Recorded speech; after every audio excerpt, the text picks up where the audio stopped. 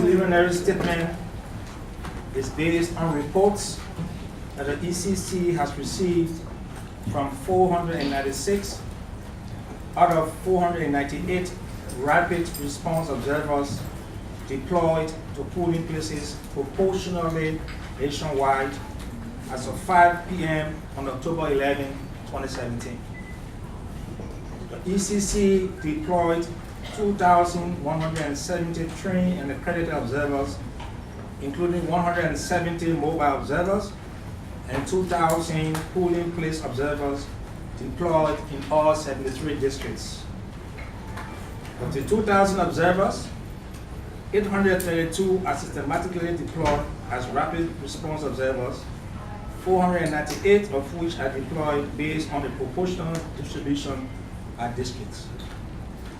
This means that the proportion of polling station observed a rapid response observer in each district and county closely matches the overall percentage of polling stations in each district and county.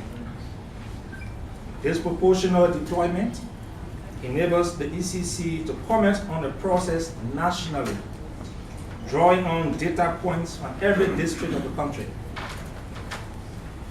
Appendix A that we will provide to you will show our detailed deployment plan. On election day, the ECC released a May term update on the setup and opening process. This statement focuses on the voting, closing, and counting processes.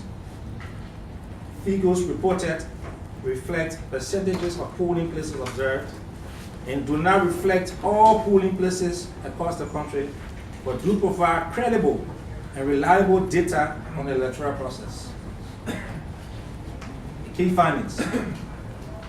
Based on reports from ECC observers deployed to polling places in all 73 districts, Liberians turned out peacefully in large numbers to choose their next leaders and play their part in deciding the country's future.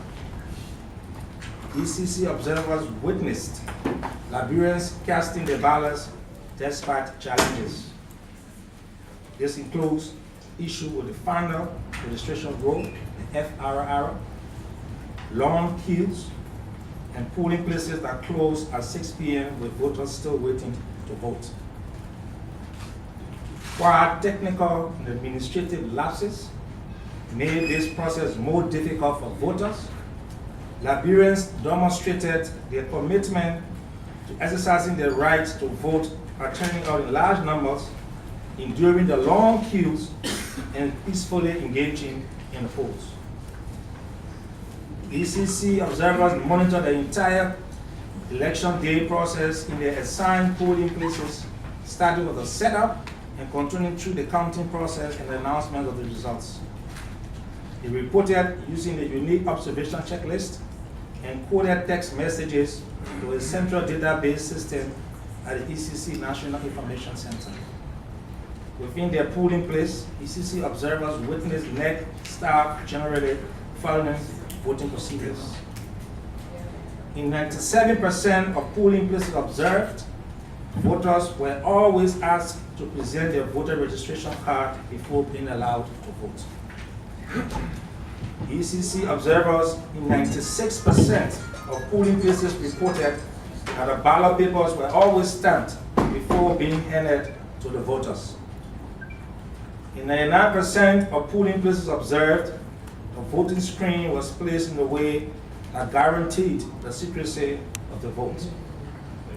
ECC observers noted that the finger of every voter was inked after voting in 98% of polling places. At least two NEC staff in 67% of observed polling places were women. However, only 22% of observed polling places had a woman as the presiding officer. While voting process within the polling place generally ran smoothly, ECC observers reported that NEC staff experienced challenges in managing queues and directing voters to the proper polling places, particularly in areas with higher numbers of registered voters and in voting precincts located in facilities not adequate to accommodate these numbers. This resulted in long waits and frustration among voters and caused voting and counting to extend long past the official closing time. Final registration roll. In only 33% of observed polling places, all voters who presented a valid VR card found their details on the final voter registration roll. However, 48% of polling places observed by the ECC had 1 to 9 cases where a person appeared to have a valid VR card indicating that they should vote in that polling place, but whose name did not appear on the FRR. In 19% of polling places observed, 10 or more cases were reported. ECC observers noted that this caused delays, confusion, and in some cases, tensions at polling places during the voting process. ECC observers noted inconsistencies in how NEC staff addressed the issue of voters missing from the FRR. In 75% of observed polling places with missing names, these voters were permitted to vote. However, voters in 25% of these polling places were denied the ability to vote. A significant number of polling places remain open past the designated closing time of 6 p.m. ECC observers reported that 41% of observed polling places closed after 6:30 p.m., with many remaining open late in the evening to allow voters to cast their ballots. In 88% of observed polling places, there were still voters in the queue at 6 p.m. In 93% of these polling places, voters in the queue at 6 p.m. were allowed to vote. However, in 7% of these polling places, voters still in the queue were denied the right to vote. ECC observers also noted that some polling places did not have adequate lights, which caused additional delays in the counting processes and increased the potential for human error. Furthermore, ECC observers noted that a record of the count forms were not systematically posted at a ward or to polling places after the completion of the counting process. Party agents. ECC observer reported the presence of at least one party agent at 99% of observed polling places during the voting and counting processes. This contributed to a level of transparency in the process. In only 16% of observed polling places, party agents filed a complaint. This demonstrates that the party agents did not challenge the counting process in most polling places. During voter registration and the exhibition process, the ECC noted the low level of participation of political parties as party agents. The widespread presence of party agents in polling places on election day is a significant improvement in political parties' role in monitoring the process. Recommendations to the NEC. In the event of a second round election, 1. Urgently inform the public and political parties on the procedures for voters whose names are missing from the FRR. Polling staff should also receive timely, clear, and consistent instructions on these procedures. Update logistic plans to ensure a timely delivery of all election materials. Ensure voters are informed about the runoff election. Consider relocating congested polling precincts to other locations that will facilitate the free flow of voters. Ensure that temporary staff receive adequate training, particularly relating to crowd control and providing assistance to voters in determining which queue they are to vote. Provide timely and up-to-date information to voters during the tally process including providing detailed information to the public on how data entry and transmission of results at both the magistrate offices and at the tallying center, National Tallying Center. Treat all electoral disputes equally and adjudicate them in a timely and transparent manner.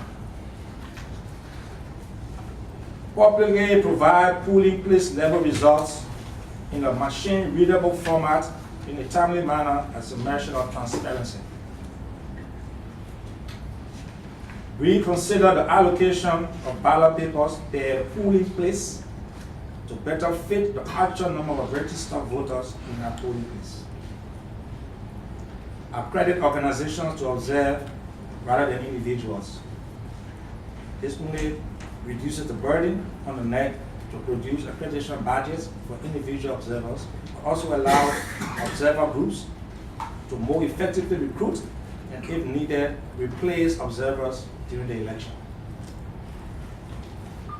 To the political parties. Remain peaceful, abide by the laws, and refrain from announcing election results or claiming victory when the certified results are yet to be announced. If any political party or independent candidate has grievances on the electoral process and results, follow the laws and procedures as enshrined in the electoral laws and regulations.